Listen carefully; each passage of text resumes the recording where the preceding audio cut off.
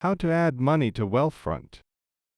Open the Wealthfront app on your phone, or go to wealthfront.com on your browser. Sign in using your email and password or your biometrics if enabled. On your dashboard, look for Add Funds, Deposit, or Transfer Money. This is usually located at the top or under your account menu. Choose your linked bank account. If you haven't linked one yet, Wealthfront uses Plaid to securely connect your bank in seconds. No manual routing numbers needed unless you prefer it. Enter the amount you want to deposit. You can pick a one-time transfer or set up recurring automatic deposits, daily, weekly, or monthly, so your investments grow without you thinking about it.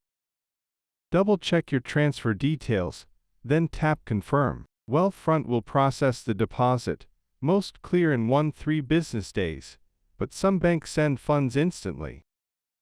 Thanks for watching.